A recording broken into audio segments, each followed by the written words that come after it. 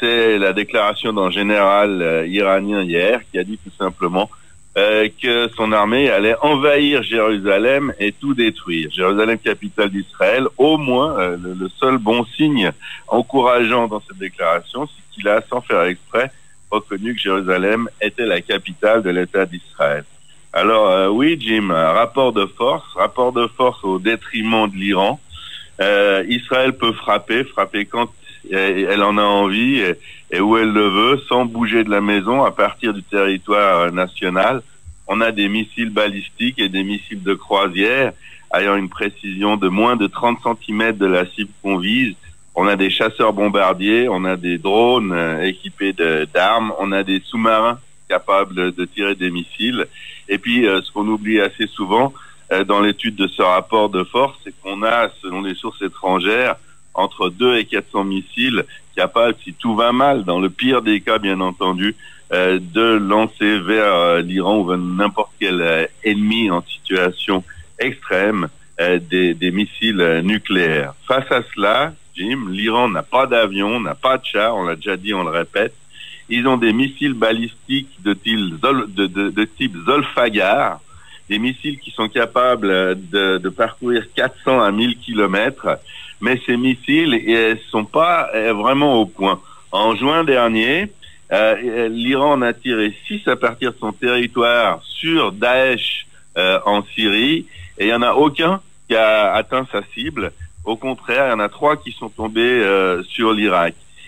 Au contraire de cela, l'Iran dispose d'un missile qui s'appelle le Fateh 110 et qui peut parcourir des distances, disons, de 100 à 250 kilomètres et qui est beaucoup moins imprécis. On va pas dire plus précis, mais beaucoup moins imprécis. Donc, on le comprend bien, la nécessité de l'Iran de se rapprocher des frontières israéliennes. Plus ils se rapprochent, plus ils sont précis. Et plus ils sont précis, plus ça dérange Israël. Et plus nous, les Israéliens, surtout notre armée, essayons de les éloigner de notre frontière. Alors ça, Stéphane, c'est le rapport de force aujourd'hui, actuellement, le lundi 5 mars. Mais qu'en est-il des prochaines semaines, des prochains mois à venir? Est-ce que selon vous, ce rapport de force, on aura un statu quo ou bien il va plutôt pencher d'un côté ou de l'autre? Alors aujourd'hui, il est très nettement en faveur d'Israël. Mais il y a aussi une différence de sensibilité. C'est-à-dire que si une guerre éclate, celui qui en prendra l'initiative aura un avantage certain. Et ce qu'on veut éviter en Israël, c'est la première vague, que ça vienne du Liban et du Hezbollah, qui a une organisation terroriste supplétive de l'Iran, ou de Syrie, où l'Iran essaie d'installer ses bases, c'est la même chose. On peut pas éviter une première vague. Si vous décidez de tirer sur quelqu'un, ce dont je suis certain que vous n'allez pas faire, mais tirer sur son voisin avec une carabine quand le voisin est pas prêt, le temps de sa réaction, bien vous allez faire du dégât. Ici, on évalue cette première vague entre 200 et 3000 morts côté israélien, et c'est par ces actions que nous réalisons chaque semaine et dont nous parlons aussi pratiquement chaque semaine lors de cette émission, qu'on diminue le nombre potentiel de victimes en Israël lors de la première vague. Alors, ça c'est ce qui nous intéresse. Ce qui intéresse les Iraniens, au contraire, c'est de rétablir la dissuasion et la menace. L'Iran a une politique d'expansion et l'Iran, pour être crédible, doit pouvoir contrebalancer d'une manière ou d'une autre cette supériorité israélienne. Et puisque, pour répondre à votre question, la fermeture, la diminution de la différence qualitative n'est pas pour demain matin ni pour la décennie à venir, eh bien, l'Iran est obligé de se rapprocher des frontières pour permettre une diversion de la menace Hezbollah. Qu'est-ce contre l'Iran? C'est que si le Hezbollah venait à déclarer la guerre à Israël, eh bien Israël ne devrait pas uniquement frapper le Hezbollah au Liban, mais également les positions iraniennes en Syrie, ce qui ferait diversion, ce qui nous donnerait moins de chasseurs bombardiers et de missiles à tirer sur le Hezbollah.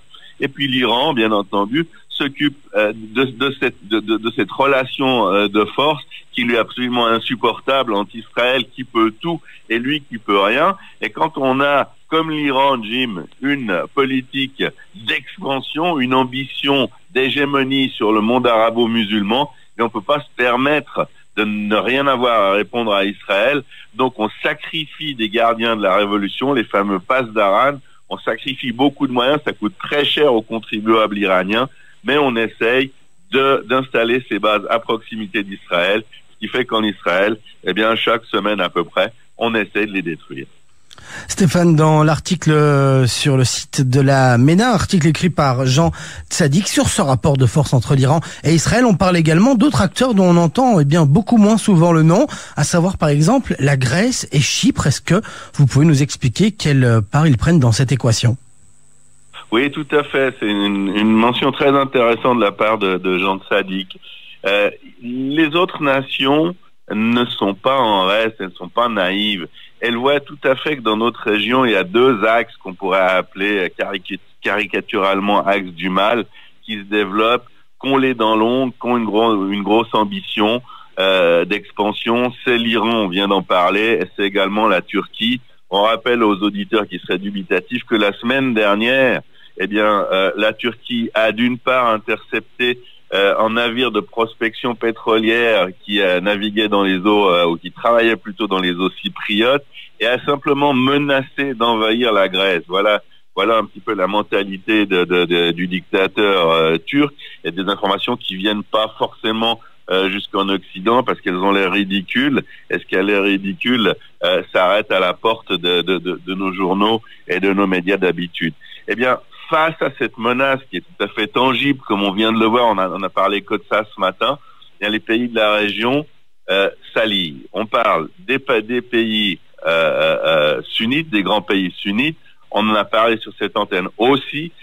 Israël donne un coup de main au maréchal Al-Sisi pour s'attaquer aux forces islamistes dans le Sinaï, donc sur territoire égyptien. On a fait des dizaines de sorties avec des chasseurs bombardiers et avec des drones. Et puis on a permis au maréchal Al-Sisi de contrevenir aux dispositions de l'accord de paix entre les deux pays et d'envoyer, ce qui n'était pas prévu, 42 000 soldats dans le Sinaï.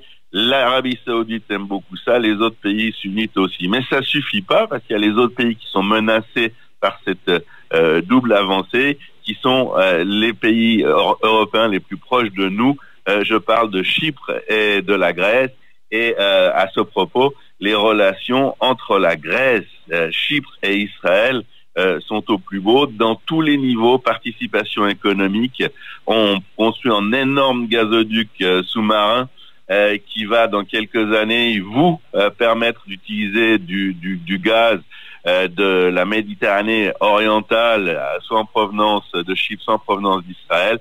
Et puis au niveau militaire, on fait des exercices en commun, on fait des exercices à Chypre, on fait des exercices en Grèce. Il y a eu 2 ou 3 visites seulement ces 2 derniers mois des chefs d'état-major israéliens, cypriotes et grecs les uns chez les autres. Et puis même le président Rivlin, il y a un mois, a été reçu dans le sein des saints de la marine grecque sur l'île de Salamina, où aucun autre dirigeant d'État, chef d'État n'avait été reçu. C'est pour montrer la force et la stabilité de cette alliance qui a été d'ailleurs relevée par les interlocuteurs grecs et cypriotes qui parlent de manière très claire et sans embâche de cette alliance Israël, Grèce, Chypre et États sunnite contre ces appétits iraniens et turcs dans le but de ne pas laisser la frénésie religieuse s'étendre d'abord à eux et ensuite au reste de l'Europe. Ce sont les paroles du ministre de la Défense grec il y a quelques jours, Jim.